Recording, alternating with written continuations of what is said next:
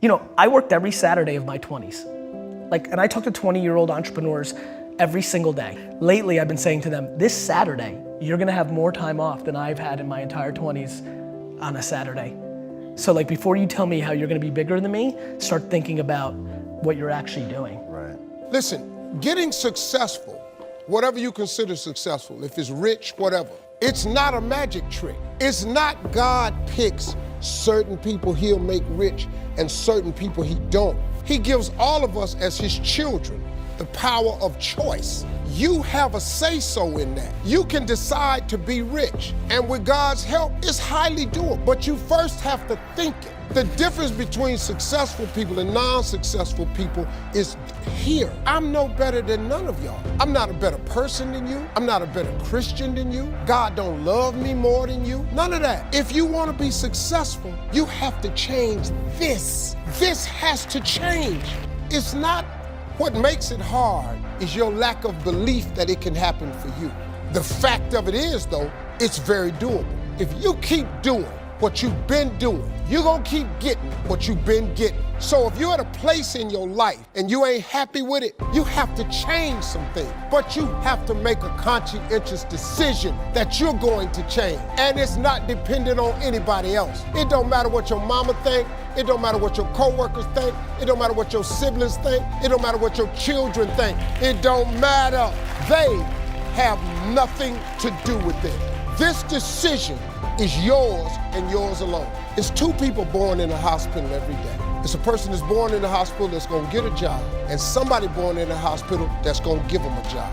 You get to decide which one you're going to. You have to decide what you will control and take responsibility for, and what you will let go and give no energy to. You have full control over your destiny.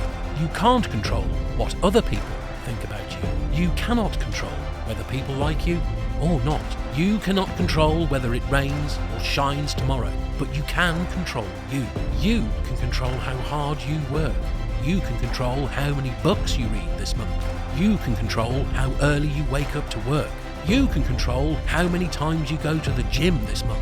Or, if that's too expensive, you can control how many miles you run this week. You can control how fast you improve this year. These are the things you can control.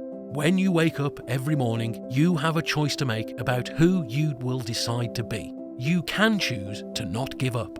You can choose to go the extra mile. You can choose to finish before you go to bed, instead of saying, you'll finish it tomorrow. You get to decide. You have to be who the fuck you are every day of your life and never care about anybody who gets in your way that said you're not doing something the proper way. When you get beat as bad as I did, I lied all the time.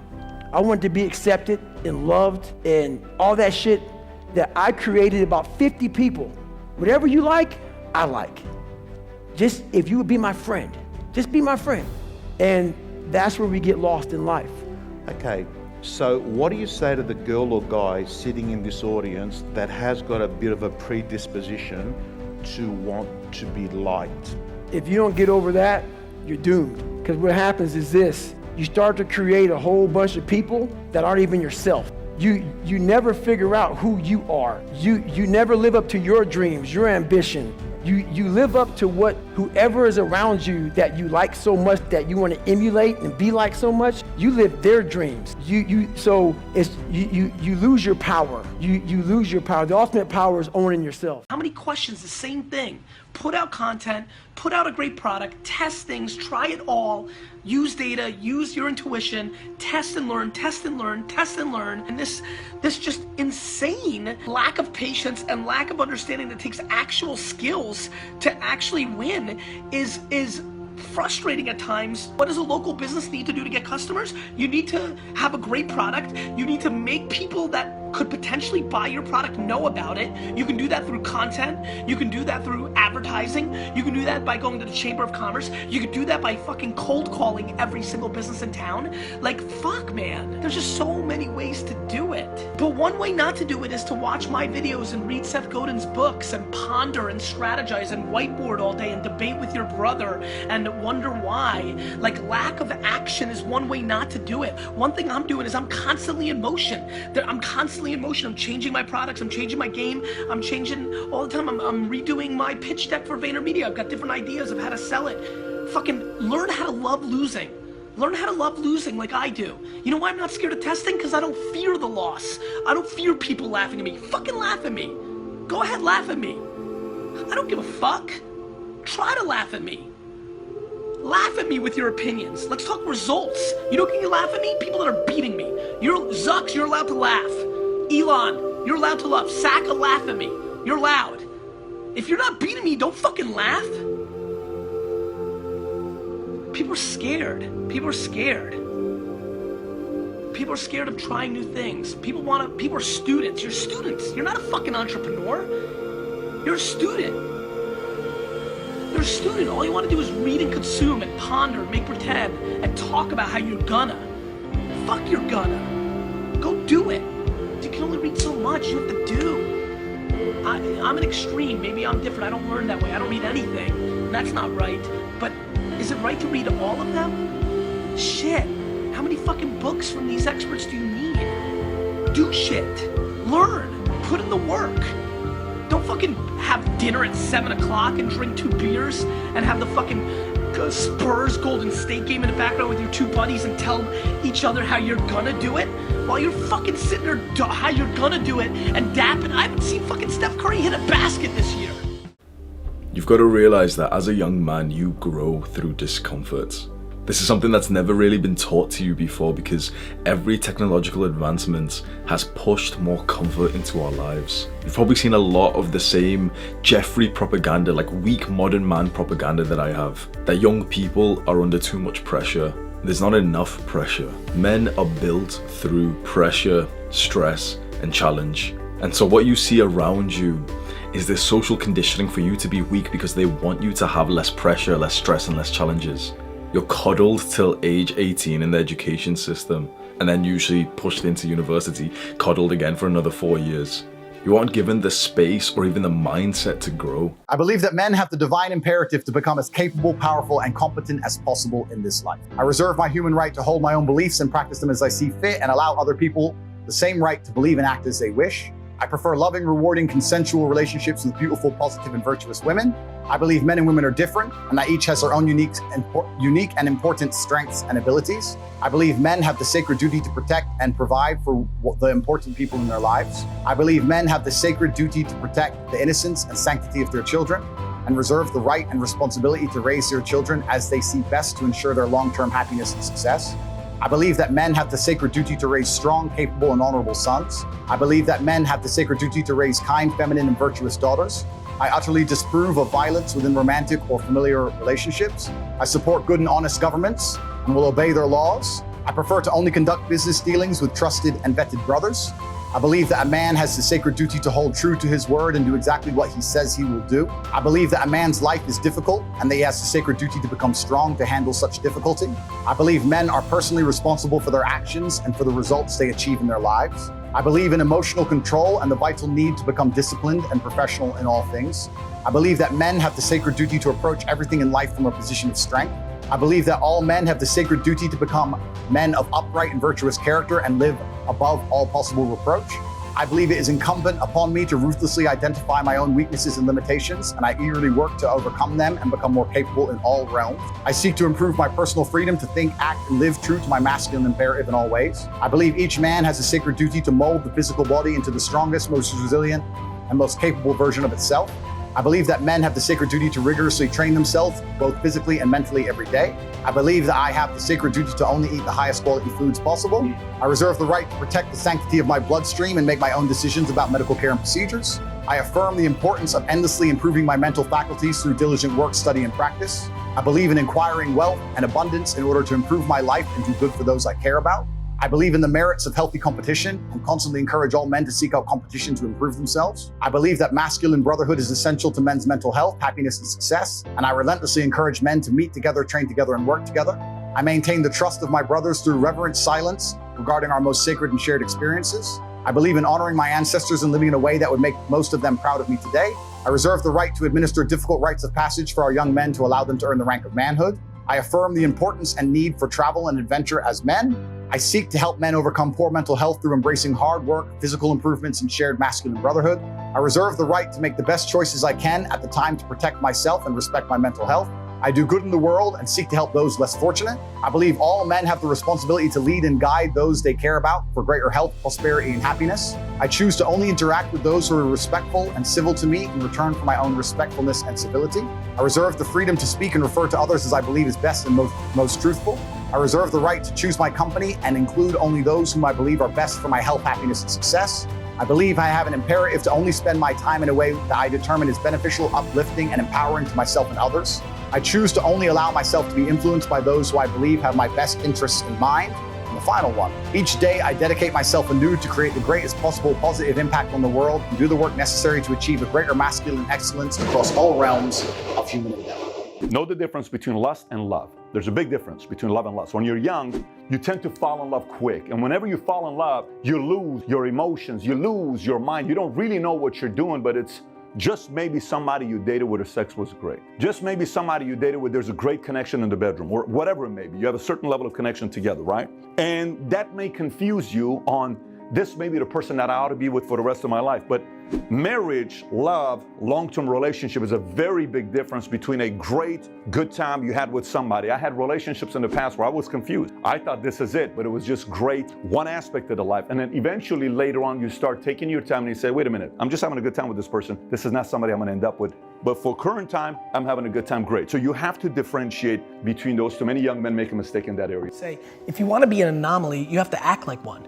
Like, people want all these special things to happen, but then they're acting like everybody else. And that gets into the Saturdays in your 20s, like, or just like taking risks or things of that nature. Like, I totally agree with you. I think about it as, you know that picture where like it looks like two people kissing or it looks like a glass of champagne? I feel like there's a shift that can make people work harder. The big one that I push is you're gonna die. Like if you're like, to me, life is broken down into complaining and not. So if you're not complaining, well then I have no advice for you. I'm pumped. Like, you did it. Like, I have friends who make $42,000 a year, work 9 to 4, kind of, with an hour and a half lunch and 45 minutes of YouTube and 10 minutes of bullshitting and an hour of complete wasted time in a meeting. So they're kind of working like 6, hours a week, right? And they text me, these are high school friends, and they'll text me like how happy they are to be the coach of their kids' baseball team. And like, that's amazing. Like, that seems very obvious to me. Like, that's right. You know what's super weird? I'm actually weirdly envious. It sounds cool, like, in theory, right? Grass is always greener, right? Like, far less pressure. All that time with my kids, oof, that would be cool. Like, there's just like all these things that I can justify. So to me, but I have friends who have $100 million in the bank because of Facebook's IPO, who complain, who are still hungry, who want to do even more, who will complain to me because they know I work a lot about no work-life balance and they don't get to spend enough time with their family. And I'm like, you have $100 million. You could stay home.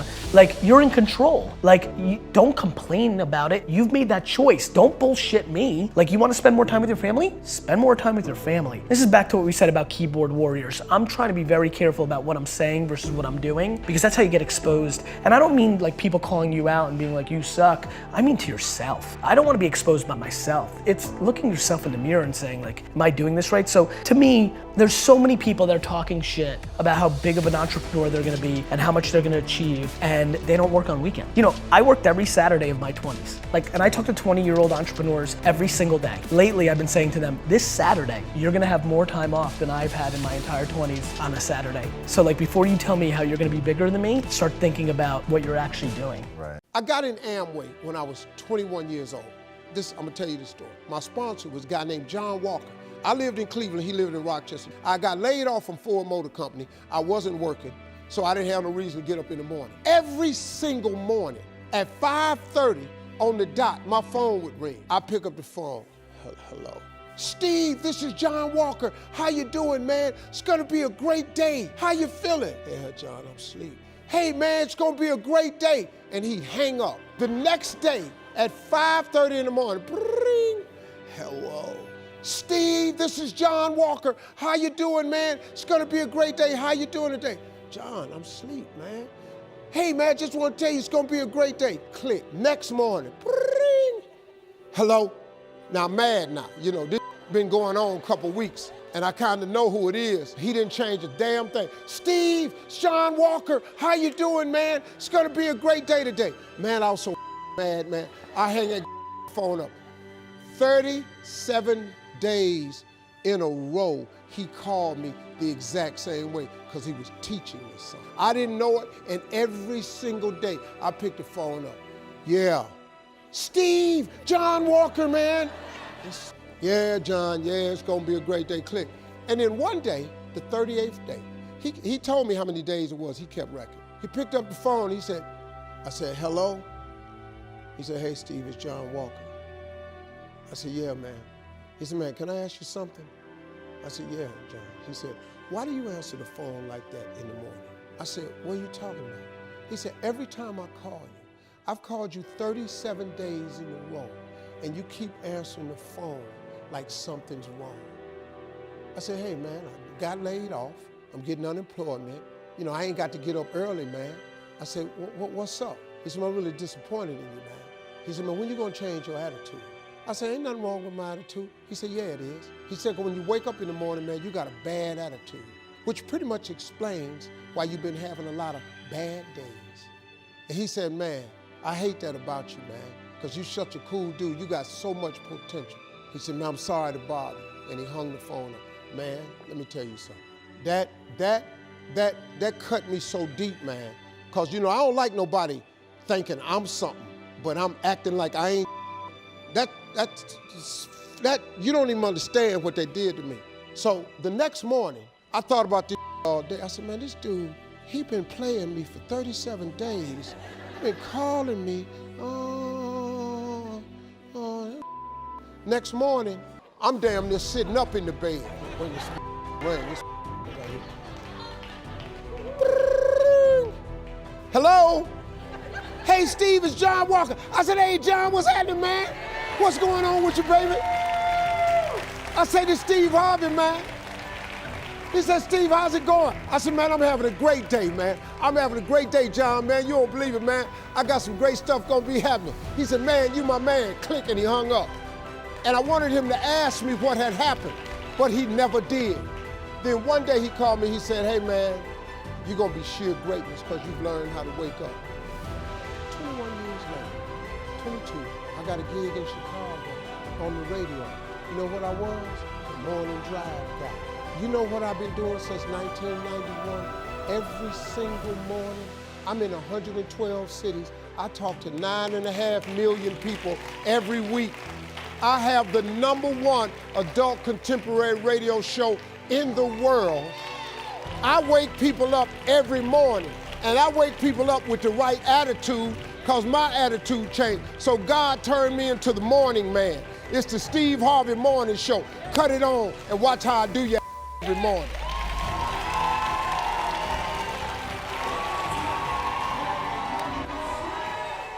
Men, we have to work. I cannot hear that I'm broke and then you're only working 40 hours a week. That does not compute with me. You gotta work. You gotta work and be getting paid for the hours.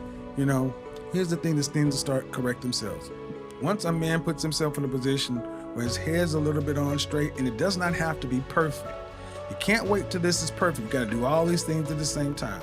Start getting your head on, getting your head together, get the hours up, and then you have to get a skill set. College ain't for everybody. It's not everything everyone needs. Get a trade in something that's gonna be useful. We have to get back to where we value blue collar labor. You know, I'm a big proponent of blue collar. I call them blue Henrys. And see, the white collar men get all the shine, but you know, white collar men, it's a longer path, takes more to get to the end, and most small business owners are blue collar. Plumbers, electricians, HVAC technicians, truck drivers who own a logistics firm.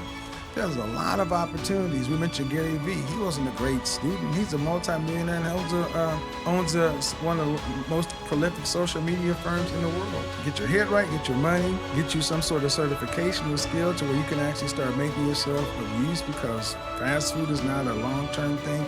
Then you got to start networking with other people and start working together. When you work with a group of people, one of the reasons my career went the way it was is because I was with a group of 7 people to where we all moved each other up. I only want you in the house sleeping, showering, and on the bathroom. There's no reason to be at home. You gotta get the work done, because here's the thing. Do that for at least 5 years. Put your head down, work your butt off, and you will look up and the rest of your life will be brighter possibilities. You have more potential and brighter possibilities than you ever thought you could have. If you continue to do what you do, you're gonna continue to get what you got, and now you'll have no one else to blame but yourself, because at least now you've been given the direction. Now, from that point on, you make adjustments. But I'm a big proponent in your rat pack, your group of guys you hang around with, mentoring and coaching. But those two things require resources and money. Everything else I gave you is just up to you. When I post about suffering, this whole new kindler, gentler, soft-ass fucking world, they just fucking, oh God, this is horrible. We talking about, no. Suffering, if you know how to do it without making it out to be like, oh, I'm not talking about you have to go through cancer. But I guarantee one thing, man, I bet you're a better motherfucker mentally if you look at it the right way. Everything I went through in my life, every bad fucking thing I went through in my life, the 2 heart surgeries, all the name calling, being everything I went through. If you learn how to flip that motherfucker on top of his head and say, hang on, there's so much power in this fucking thing. And if you look at life as it is a trial ground, a testing ground for where you need to belong, where you need to go, suffering is a fact of life. And if you look at suffering the right way, it's a great tool to callous your mind. If you look at it as suffering, woe is me, this is bullshit, God, kicking rocks. If you look at it like, okay, you're testing me, I get it. Whenever I'm being like depressed, I go through depressed moments, I go, oh, hang on, I'm getting tested. So you have to be aware of all the signals and signs that are being given to you from the world. One of them is if you feel bad, you're being tested. How are you going to perform under that? And that's suffering is a part of life. Steve Jobs, Elon Musk, Warren Buffett, Bill Gates, Ted Turner. Success leaves clues, kids. I just named 5 of the greatest names in business in the last 150 years. And they all have one thing in common. They're ball busters. They're hard as nails. Where does that leave you? I still work 50, 60 hours a week. And I haven't had to work in 35 years. You're not willing to do anything. You're not willing to sacrifice anything to be a high-performance person. I don't want to be like that. No, most people don't. I want to be liked. Yeah, well, see, you want to fit in. I'm the only speaker that you're ever going to hear that really, with all his heart, doesn't give a shit. If I leave here you liking me, I did something wrong.